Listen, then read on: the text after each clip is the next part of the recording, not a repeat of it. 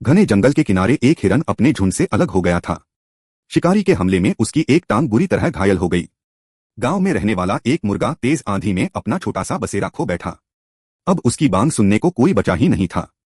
भीड़भाड़ वाले शहर में एक कबूतर ने अपने साथी को खो दिया था।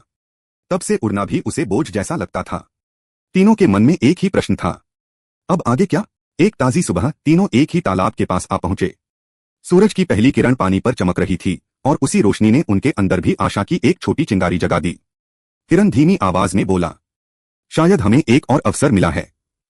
मुर्गा हल्की मुस्कान के साथ बोला, सुबह केवल उजाला ही नहीं लाती, उम्मीद भी लाती है। कबूतर ने अपने पंख फैलाते हुए कहा, आओ एक दूसरे का सहारा बनकर देखें। हिरन ने फिर से चलने का अभ्यास शुरू किया। कबूतर हर रोज ऊपर उड़कर उसके लिए सुरक्षित रास्ते ढूंढता। मुर्गा, जिसने अपना आत्मविश्वास खो दिया था, कबूतर की उड़ानों से प्रेरित होकर फिर जोर से बांग देने लगा। अब उसकी आवाज जंगल तक पहुंचने लगी और कबूतर हिरन की हिम्मत देखकर अपने दुख से बाहर निकल आया। अब वह पहले की तरह ऊंचा और दूर उड़ने लगा। तीनों ने मिलकर अपने अपने घावों को ताकत में बदल दिया। धीरे धीरे तीनों ने मिलकर एक सुरक्षित ठिकाना बनाना शुरू किया। हिरन लकड़ियां बटोरता, कबूतर ऊपर से देखकर सही जगहों का चुनाव करता और मुर्गा हर सुबह ऊंची आवाज में बांग देकर सभी को सतर्क रहने का संकेत देता।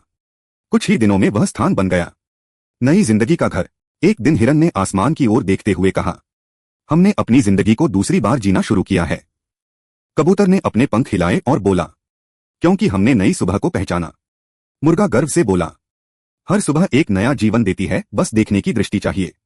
तीनों की जिंदगी बदल चुकी थी और उनका सफर यह सिखाता है कि दूसरी सुबह हमेशा होती है, केवल उसे अपनाने का साहस चाहिए।